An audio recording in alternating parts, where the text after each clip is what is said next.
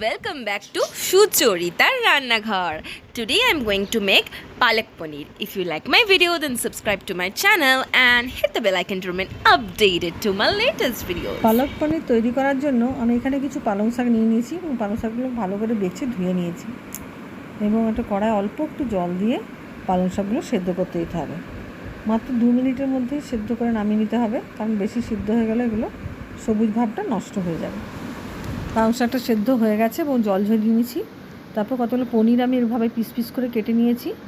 তারপর কড়াই একটু তেল দিয়ে তাতে একটু গোটা জিরে, আদা, টমেটো, কাঁচা লঙ্কা দিয়ে একটু ভেজে নিতে হবে, দিয়ে এটা মিক্সিতে বেটে নিতে হবে।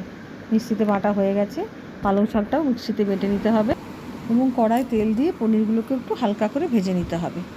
পনিরগুলো ভাজা হয়ে গেছে এবং ওই কড়াইতে আর একটু তেল দিয়ে তাতে যে মশলাটা বেটেছিলাম সেটার মধ্যে দিয়ে দিতে হবে এবং তাতে হলুদ গুঁড়ো, লঙ্কা গুঁড়ো, জিরে গুঁড়ো, ধনে গুঁড়ো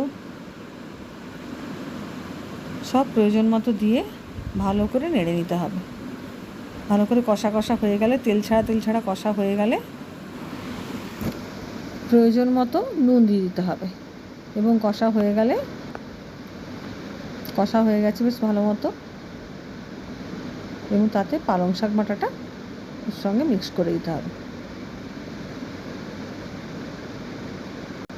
পালং শাক বাটাটা বাটিটা ধুয়ে একটু জল দিয়ে দিতে হবে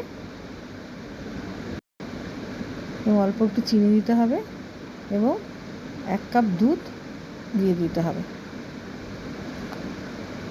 দিয়ে ভালো করে নেড়ে একটু ফুটে গেলেই ভেজে রাখা পনিরগুলো ওর সঙ্গে মিক্স করে দিতে হবে এবং একটু গরম মশলার গুঁড়ো এবং বাটার দিয়ে দিলেই রেডি পালক পনির। এইভাবে রান্না করে খেয়ে দেখুন, ভালো লাগবে।